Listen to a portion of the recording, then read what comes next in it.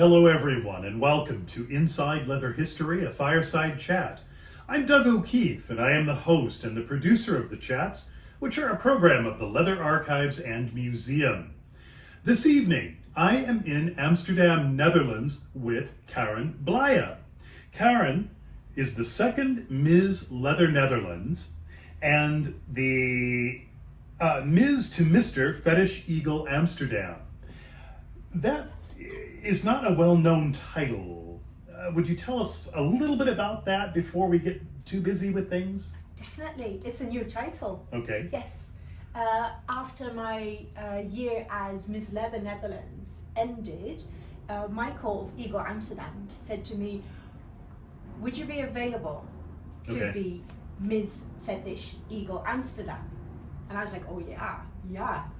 And because it was COVID times, we couldn't have an election, we couldn't have a party, the bar was closed for months already. We didn't know it was going to be closed for another year or so.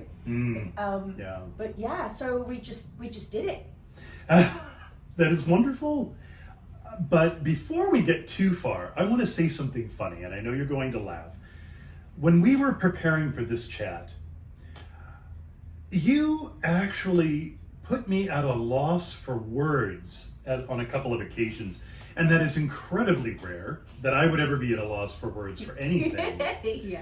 So I really have to thank you for challenging me a little bit with that. My pleasure. Yes, I know it was your pleasure. I know that for a fact. But let's take a step back first. Tell me a little bit about your background. Where are you from, your family, your circumstances? I was born and raised in Rotterdam, and after some 20 years I was lovingly adopted by Amsterdam. Ah, okay. Yes, so I've been living in Amsterdam for a little over 20 years. Why Amsterdam? I came here by chance. I was actually looking for a home in Rotterdam where I grew up, but someone who knew someone had a room available in Amsterdam. And I thought, let's do it, let's see. And I don't know if you know that, but Rotterdam people really hate Amsterdam. I've heard. The hate is not so much mutual. Amsterdam people are like, yeah, okay, it's just a city or something. But so I ended up by chance in Rotterdam because I just broke up with my then boyfriend. I needed a place to live, left everything behind me, ended up in Amsterdam of all places. And I was very unhappy with the situation. Why were you unhappy?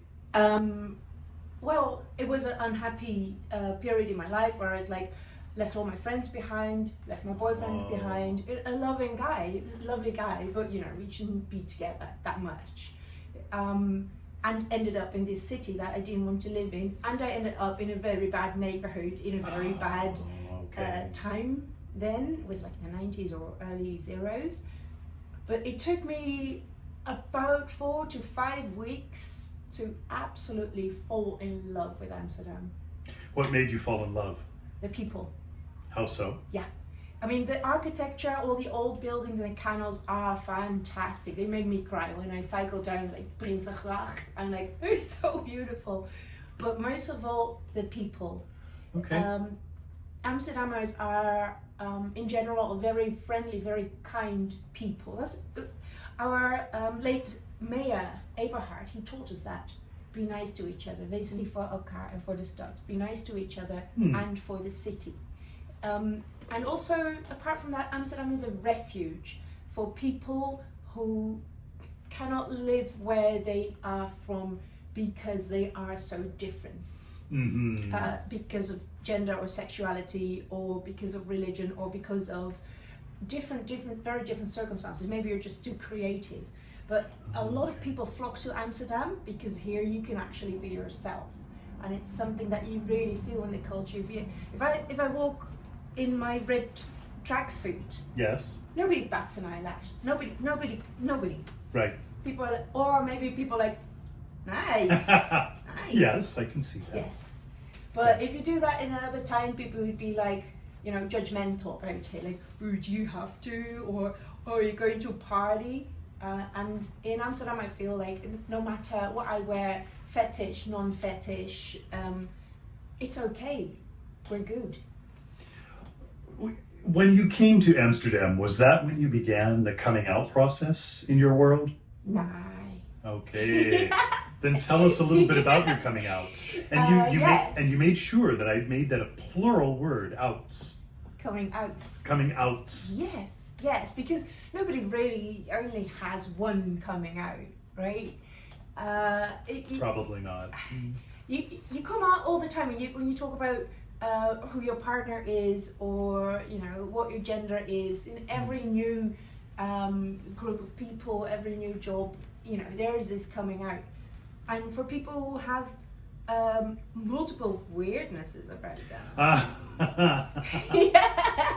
Well, if you have multiple reasons for being or feeling marginalized, then there are multiple coming outs. And as for me, my first coming out was about having a different sexuality, fetishist, kinkster, BDSM. That was already in my early teens. Oh, okay. Then I had a second coming out for being a polyamorist. That was also in my teens. And then I had a coming out as being non-binary. That was way later. That was like late 30s, 40s even. Oh my gosh. Yes. Wow. Because I never quite realized, because I always did, what I feel like, but I was always always under pressure to act according to the way, to what people expect from me. Yeah. And because I consider myself non-binary, I don't really like that term, because it's about what I am not. But I also like to be something, to actually be something. And non-binary just says I'm not binary. So what are we then? But it's a very it's a big scale to me. Being cisgender is on the same scale as being non-binary.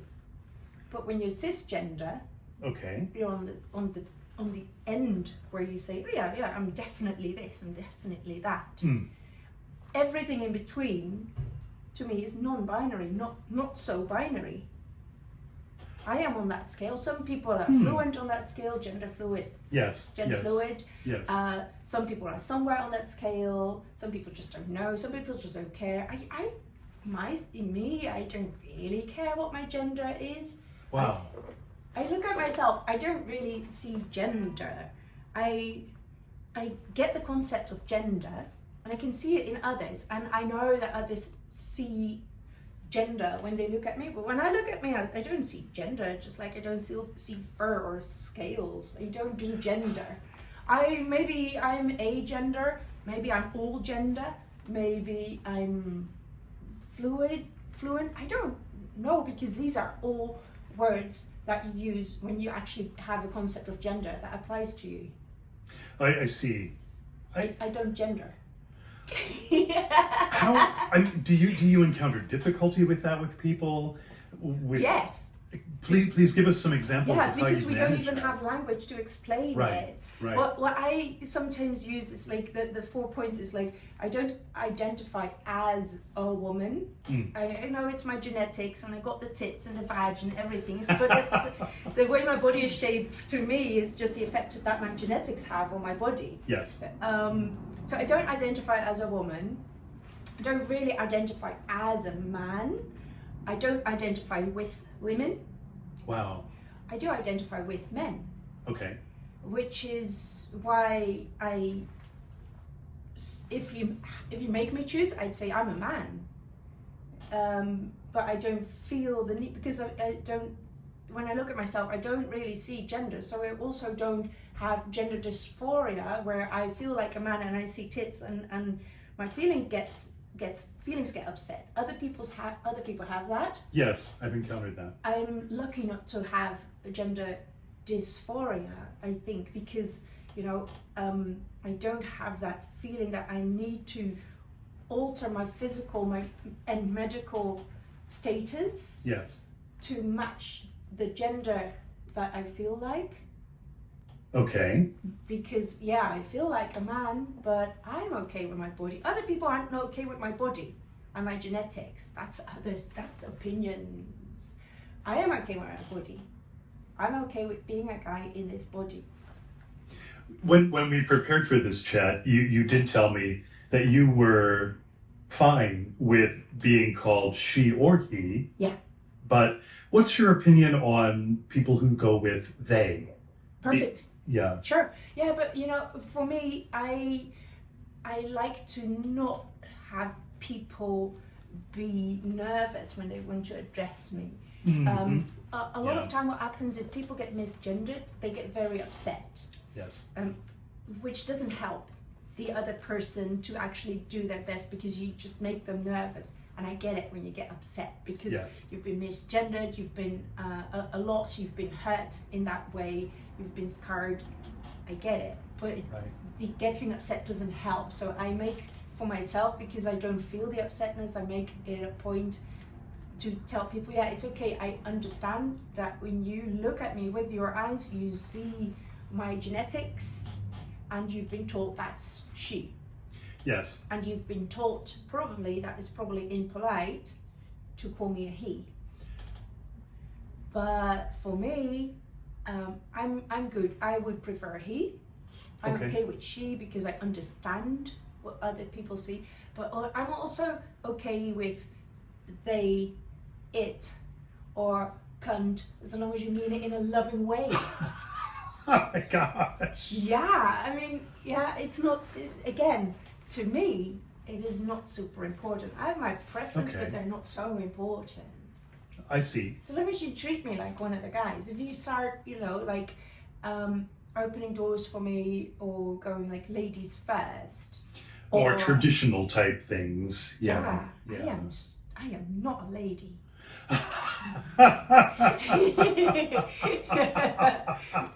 I'm refraining from saying a lot of things at the moment. Go on. I'm just being a smart ass. No, but you know, I will say, as a cisgender white man and a gay man and a leather man in the community, I choose to be more sensitive to pronoun use.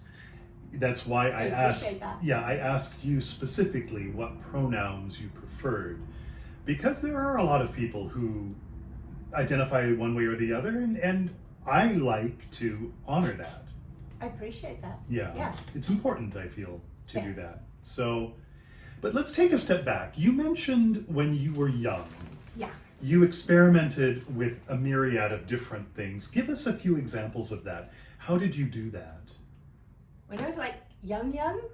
You decide. Yeah, when I was a teenager, I'll leave it in the middle on what side of 18 plus that would be. When I was a teenager, I was already very interested in BDSM, kink, fetish, Tom of Finland. I was like, what is this magic? You know, I was like, I was one of them, like in my head, not in the way other people would see me, but I was like, yeah, that's it, that's me. Fascinating. It was absolutely fascinating to me. Yes. Yeah. Yes. And then by the time I was 14, I got my first boyfriend, which was a great opportunity to actually, you know, try stuff out with another person. Okay. Yeah. So you did all sorts of kinky stuff, and it was hilarious because, you know, I am old. I'm like 44. So when I was a teenager, 30 years ago, we did not have internet. It was not invented, well, not in my home. And so we had dirty books to get our inspiration from. And I was, as a teenager, I used to go to sex shops, and then, you know, I didn't buy these dirty books because they were like, you know, 7 or 8 holder. I didn't have that much money. So I would go to sex shops and read all of these little books, and later I realized that the owners of the sex shops were actually protecting me, because they came and have a chat with me. How's it going? How are you doing? what's your interest and Fascinating. why? Well, that they would have been that cognizant of someone coming Well, in. it's their business, it's their shop, they're professionals. Yes, but I bring North American culture into this a little bit, and Oh yeah. in North American culture, I sincerely doubt that the owners would do that with a young person. I think North American culture is my personal opinion. A lot of people share it, but I think Yes. in North American culture, sex education and talking about sex is still in the Middle Ages. Yes, that's accurate. Yeah, and and actually, I cannot believe, but I know it's true that some states even have abstinence as their full Yes. educational sex program. I Also, know. these states also have a very high number of teenage pregnancies because it doesn't stop you, does it? Yep. I mean, And if you're not teaching, then my parents told me not to put my spoon in the peanut butter. Still do it, right? wow, yeah, But if you look at Netherlands, we have our sex education starts in schools, and schools are required by law, by government, to provide sex education, and that Yeah. starts as soon as people are 4 years old. yeah, Which yeah. is the point where North American people go, "What? You are promoting sex amongst children?" Yes, But it's yes. age-appropriate sex Yeah. education, meaning you get taught about your body and your own governance over your body. Right. Who gets to touch this? Who does not get to touch it? It's a very important message, and let's not deny that it's good to have that message already in here when you're by the time you're 3 or 4 years old. Yes, absolutely. Yes. No doubt about it. So when you're 14 and you enter a sex shop, which you're not allowed to, Okay. but is the owner going to put you on the street Mm-hmm.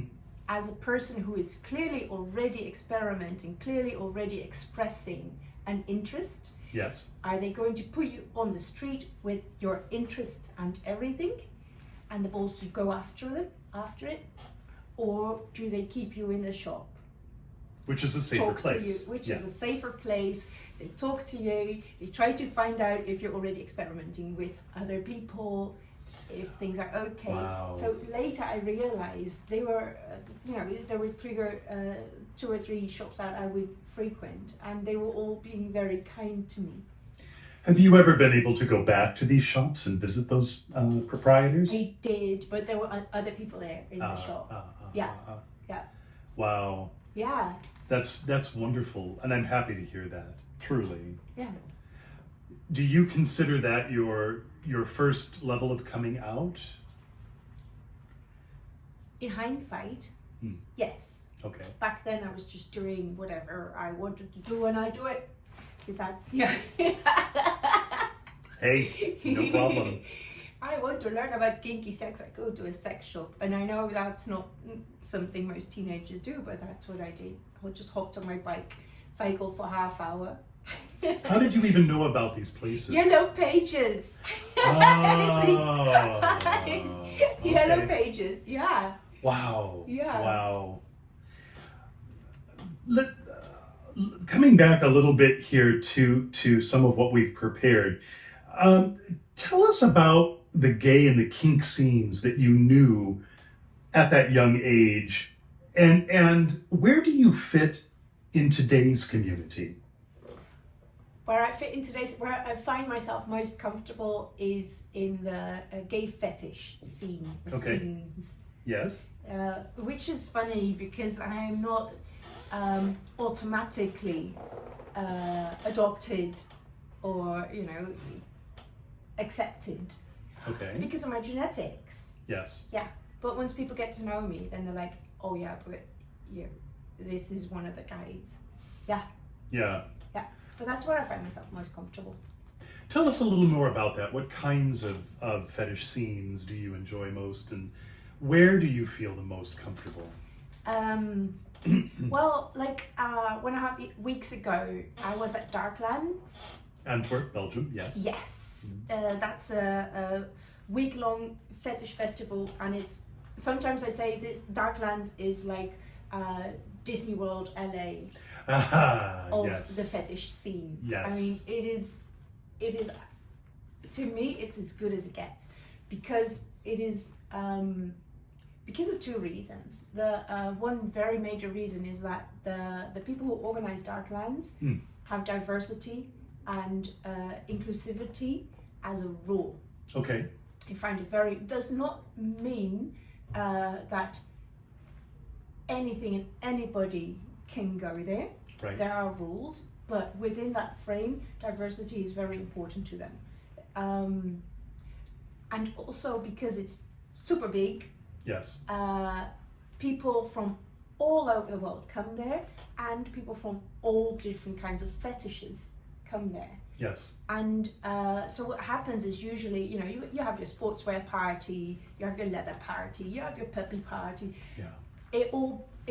It's fluent there. Everything goes together. So this is a place where you can actually wear sportswear and a puppy mask. Now that's not too. If you want, you can wear your full leathers and a puppy mask, and nobody's going to bat an eye, because you know we're all weird here. But if you go and wear your full leather in the puppy scene, they're like, "Hey, that's leather," or you know. Or if you wear your puppy mask, you wear your puppy mask in the leather scene, people will be like, "That's not really what we do." But at Darklands, because everything comes together, yes, anything goes, and I love that, because I myself I have several different fetishes, and I don't feel the need to keep them separated. What are your fetishes? Oh, there's lots. The top 5. Top 5. Okay, top 5. Yeah. I would say plastic. I love Okay. that. I love specific plastics like PVC or melamine. I know Okay. that's not clothing. That's all my things at home. But yeah, plastic. I love plastic. I love leather. I love diapers. I love age play. I love uniforms. I love extreme anal play, fisting or monster dildos. What? I'm touching my pearls. Would you like me to touch your pearls? I have to be careful what I say in this interview for all of you audience members. I will be touching your uvula later. But let's visit Darklands again for a moment. I see passion and I see fire in your eyes when you speak of Darklands and all of that it has to offer. I've been there a couple of times. I was not able to go this year. What do you think they could do that's even more amazing? Well, one of the things they do is that they actively include different fetishes, different groups, I should say. They actively are looking to include more and different groups. And one of the things they're looking for, I saw that on the website, is they want to create more space for women. Ah, okay. Because like the evening parties are men only. And by day everybody's welcome. Yes. There are reasons, I can explain that, but there are reasons. But they would love for someone to host a women's party at during an evening party, or a women's section, or you know. Yes. So one of the things they also did was, like, this year, ABDL as a fetish, which is one of my main kinks, my main fetishes. ABDL as a fetish got an official place there. ABDL. Yes, adult baby diaper lover. Ah, got it. Yeah, Okay. yeah. Okay. Here I go again, not agreeing with terms that people come up with, because I find the term ABDL, adult baby diaper lover, a bit too narrow. Oh, okay. Because not all age players are adult baby per se. Right. And they don't all wear diapers. Right. Right. But there we go. The term age play now is ABDL. Fair enough. I see. Okay. Yeah. Okay. But Darklands actually actively included ABDL as a fetish in this year's Darklands. Wow. That was their initiative, and they asked me and some other people, like, how do we do this? Help us. Got it. That's Yeah. fascinating. Yeah. That is absolutely fascinating. I did a few chats there, but the logistics of the event were a little difficult, you know, to sit down and do an interview like this. See, they're Disneyland. They're Disney World. Yeah. Yeah. But who knows in the future what I might be able to also bring there, who knows. But Yeah. so you've spoken of some of the kinks and things that you enjoy, but how did you learn about a lot of these kinks and fetishes? First, it was the dirty books. Yes. But the first time I heard about BDSM, S&M back then, was on the radio. Because I was already experimenting stuff just by myself. Tying myself down, or playing with pain, and just experimenting. Okay. And I thought that was just weird behavior, and I had a few weird behaviors. And then yes, so I was like, that's just one of my weird behaviors, let's not talk to others about that. But then, yeah, I mean, and it was already, it was classic BDSM, like the power dynamics, pain dynamics, bondage dynamics. But I was just by myself fantasizing about that, masturbating about that, trying things with myself, by myself. I was quite young. And, that's a funny story. So, tell it. yeah. So one day I hear people on the radio talk about tying people up, hitting them with whips, and I was like, yes. And they called it SM, and I was like, it has a name. I can't Google it because the internet is not invented yet. Right. But I can take this to the library. And I grew up in Rotterdam, so I went to the main library of Rotterdam, which is huge. Okay. And so, because I wanted to know everything there was about this SM, and so I looked in the catalogue, and all books, pamphlets, anything I could find. But you know what happened? Because I knew from experience that if you borrow a book on your library pass, yes, and you're late, they send a card to your home, saying this book is late, bring it back. Yes. Of course, I was early teens, so I was living at home. I didn't want the card with which book I was reading to be found by my parents. Yes. So I just sat down in the library. I sat down right in the middle of the pathway, reading all these books, and I spent hours and hours and hours in the library. And my mother was so proud, because I was spending all my time in the library. She was so proud of me. I see. Yes. By the time I was 19, she was less proud, because that's when I started to work as a professional dominatrix. And she's like, but what about your education? And I had a giggle, and I said, well, actually, I'm probably going to make more than my dad now. Yeah, I can see that. I did. I mean, I'm sure we both know how many people have put themselves all the way through medical school and law school doing that kind of work. It pays. You mean sex work? Yes, it Sex work pays. is work. Yes, yeah. It pays, so why not do it? No. Yeah. I didn't do it for that. I did it because I thought that was going to be so much fun. That's fair too. And it was every day. I did it for a few years. Every single day was fantastic. Wow. Yes. Wow. Yes. Yes. I love it. I do it again in a heartbeat. It's just that where I was working was a very, very nice house, but it's nowhere near Amsterdam. Okay, got it. So, yeah. Yeah. You mentioned a little bit ago, when we were starting to talk about some of this, the various communities to which you relate and the various communities in which you participate. But really, truly, are you treated as one of the guys? Yes and no. No, Okay. yes. If people know me, then yes, definitely. But if people don't know me that well, or they see me for the first time, there's always that surprise.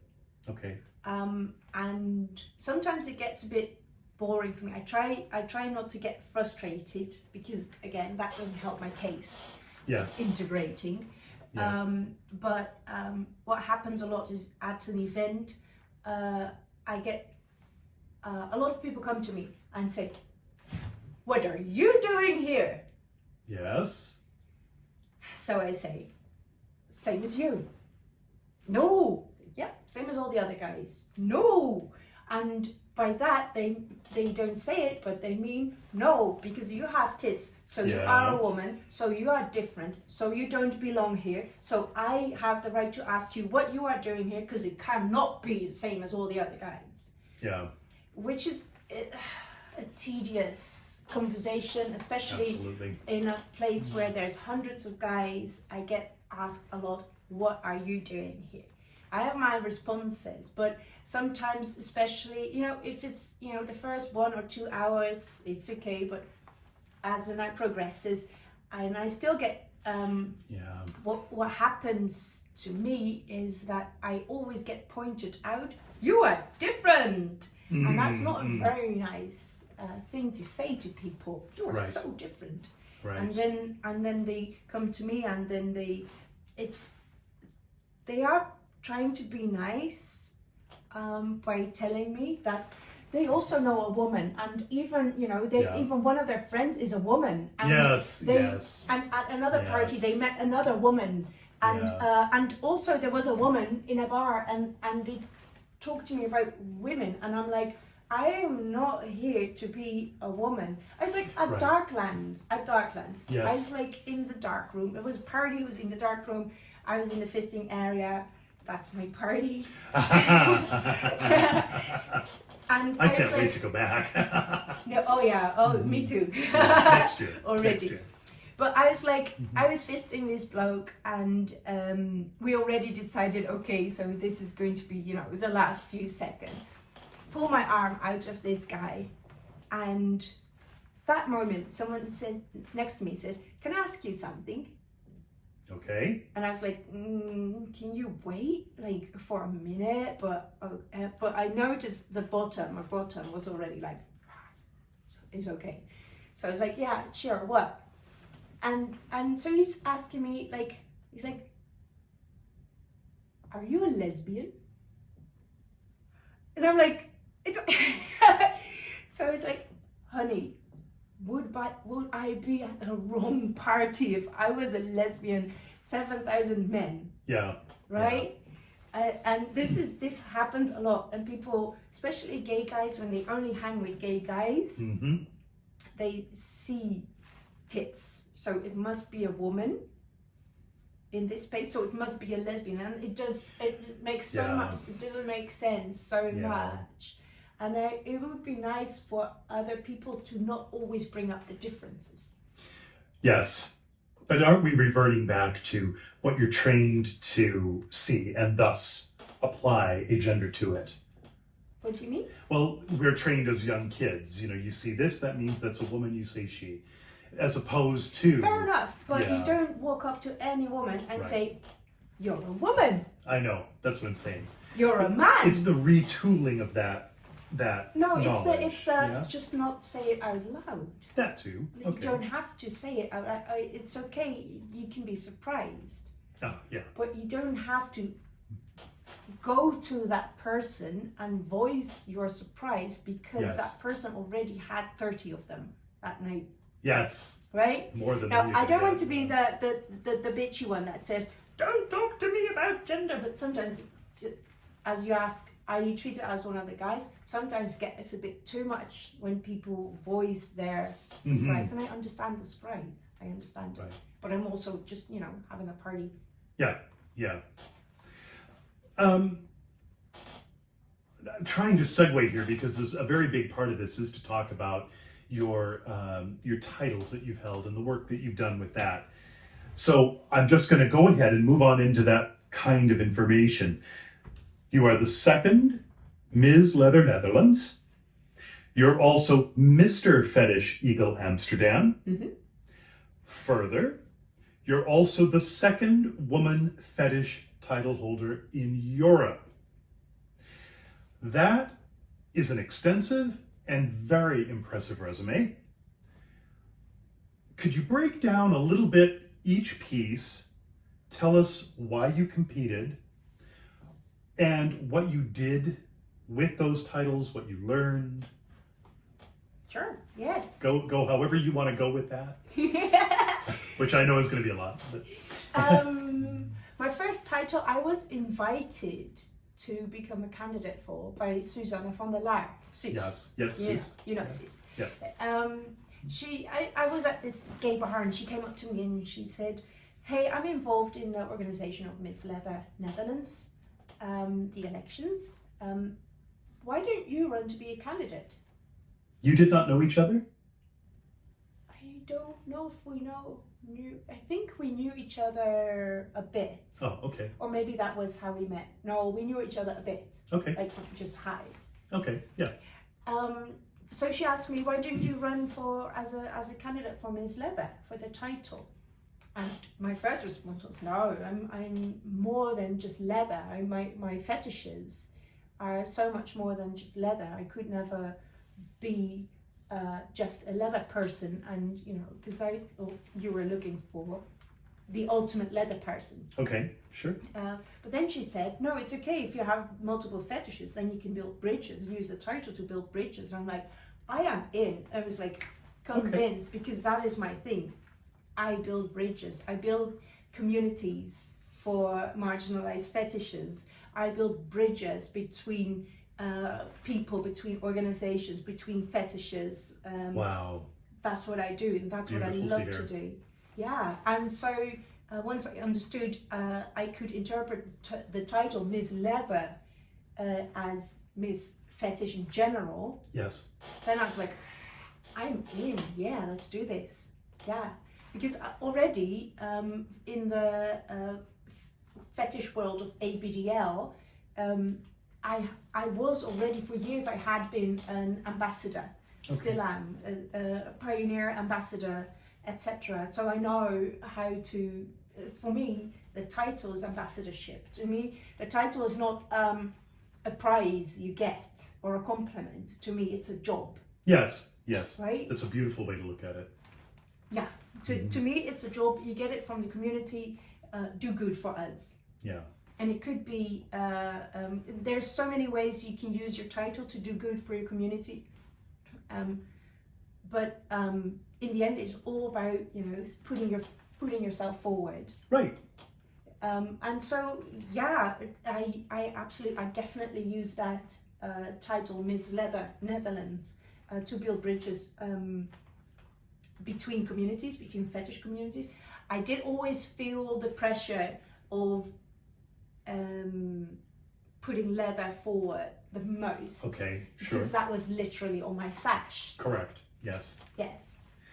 What do you feel was your greatest accomplishment as Miss Leather Netherlands? Oh boy, this is going to be a good one. Okay, I must say, because of COVID, I got another year. Oh, that's right. I'd forgotten. So I've already done over 3 years of being a title holder. I mean, you say your greatest accomplishment, I'm like, Of just that one title. Sorry? Can you isolate one just from that particular title, Ms. Leather Netherlands? Or is that not really? Yeah, I would say definitely to bring gender diversity to the table.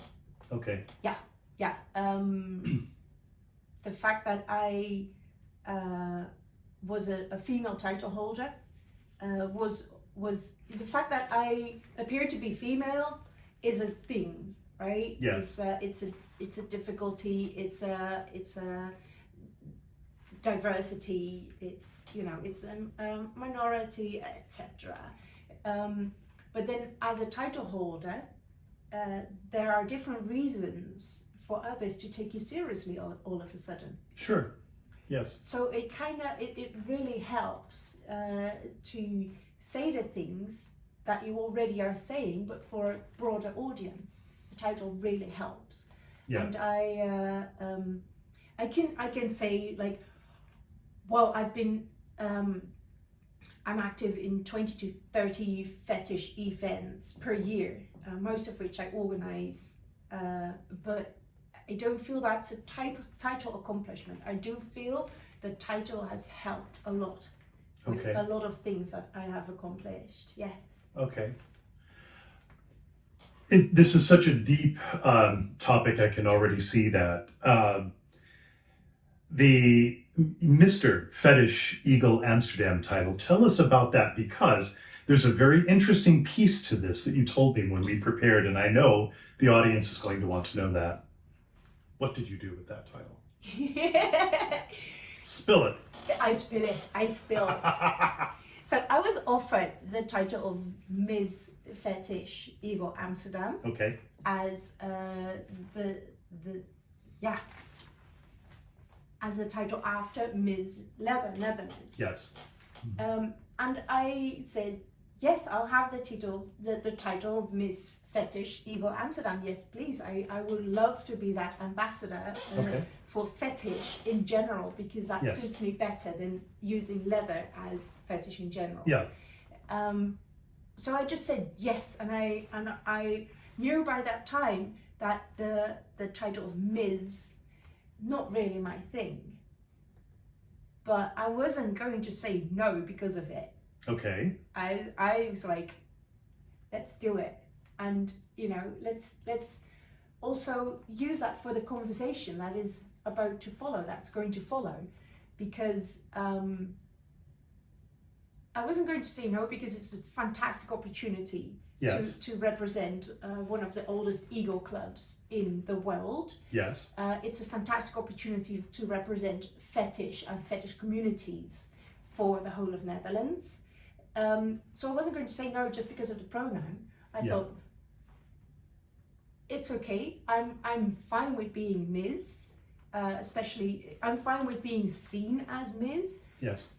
But I need to work out in my head how I'm going to, where does that sit in my head? Okay.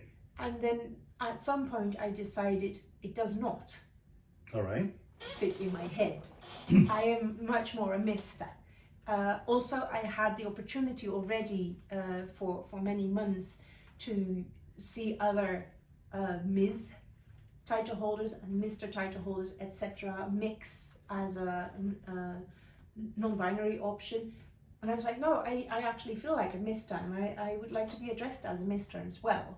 Okay. I already called my Sash brothers my brothers, and I already called myself one of the brothers and not their sister or sibling, or and then I thought, no, Mr. suits me.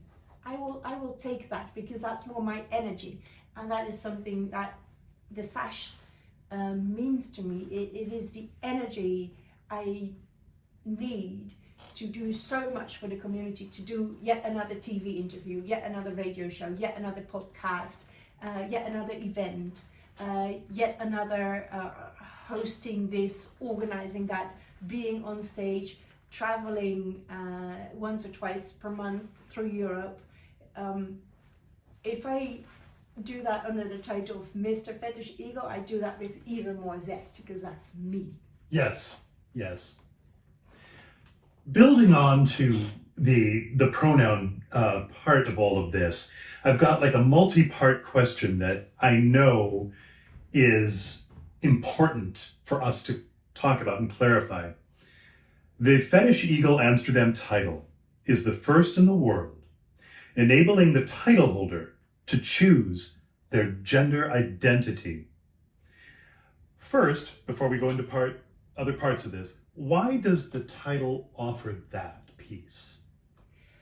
I talked to the team, the Eagle team, about that, and Michael, the owner, and we agreed that why the fuck not? Okay. For this title, yes, the title holder can choose Mr., Ms. or Mix. We're going to give the title to the person most suitable to be an ambassador for our fetish communities. Excellent. Beautiful, actually. There are also reasons to not do it.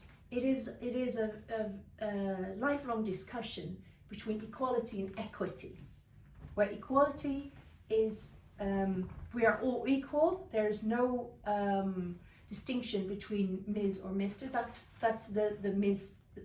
Mr. Mix Fetish Eagle title. It's an equal title.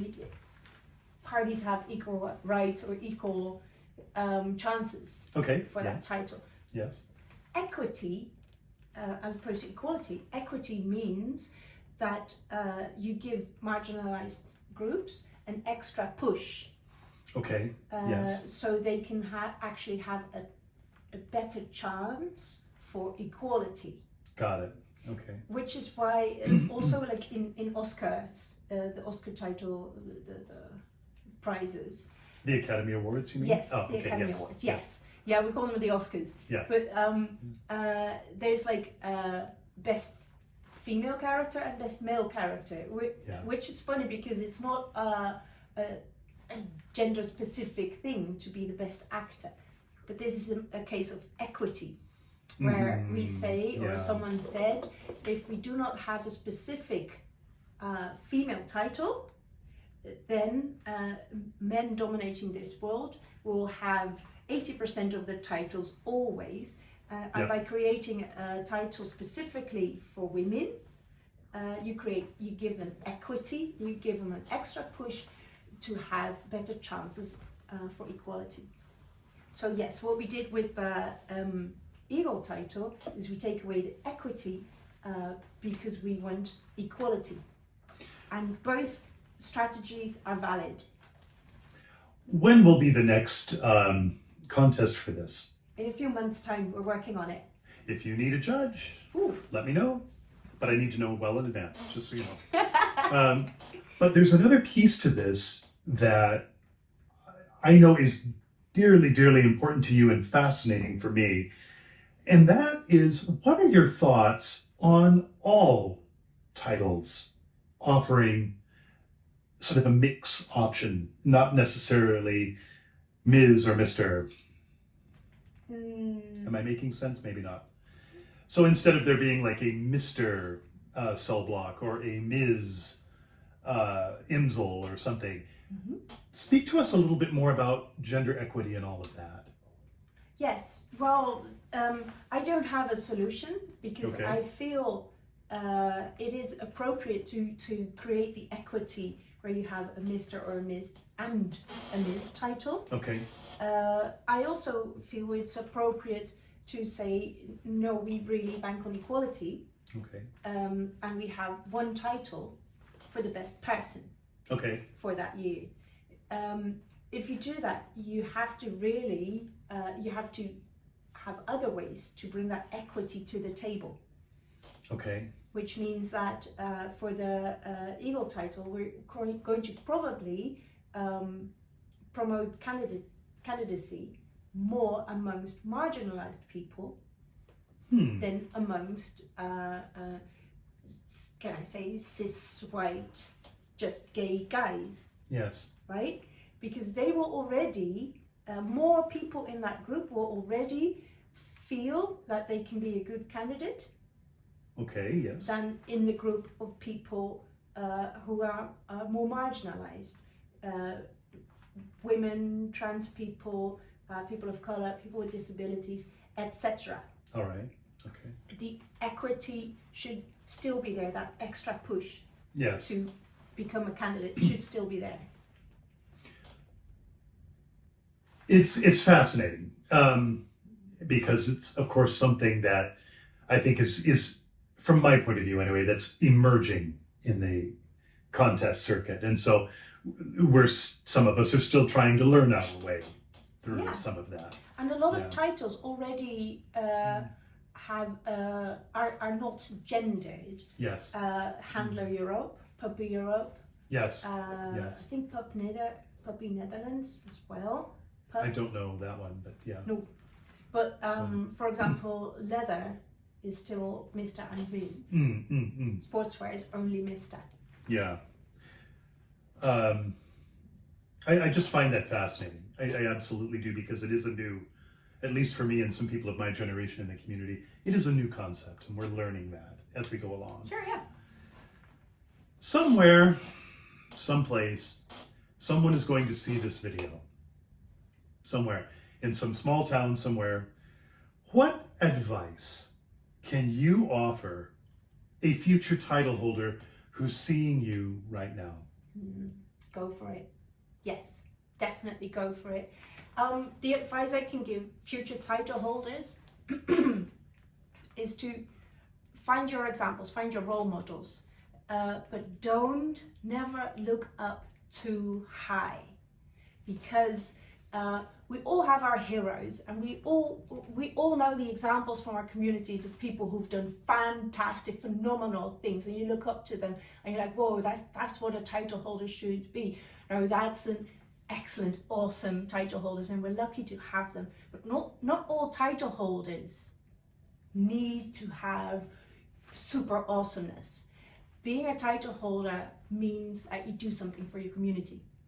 And it could also be a small thing, but you make a change. Even if it's a bi-monthly bingo, and that's what you do with your title, it's awesome. It's already awesome. Everyone can do that, but only the people who do it are the ones doing it. Get that, right? So don't underestimate it, but never overestimate having a title or thinking, oh, I could never. Yes, you can, because if you go and do that bi-monthly bingo, or you go and do that monthly munch in a cafe where you just get people together, you are changing lives. You are getting people together. You are helping your community. You don't need to do all the traveling. That's fun, that's cool. It's a good thing to do, but you don't need to do that. You don't need to do big events. You don't need to go and do awesomeness. You can do small things for your community and still have a big impact on people's lives. There you go. A question that's just formulated in my head. Are you approached by more women in Europe who want to go into more title holding scenes? Do they come to you for advice and guidance on anything like that? We don't really hang with women that much. Okay. Well, I just wondered, if they saw you, are you something they... Women do approach me, okay. Absolutely, all and right. I love them. But I mean, it's not like that I shy away from them. Okay. But women do approach me, but alas, not about title holdership. Oh. It is still a relatively new thing. Right. Yes. Yes. I just wondered if maybe that was something that was part of all of this. How do you want to be remembered by the community? Hopefully as an inspiration. Oh, I think you've achieved that. Yeah. I think you have. Fantastic. That makes me happy. Yes. Yes. No, I really hope to inspire people by showing them that being different shouldn't hold you back.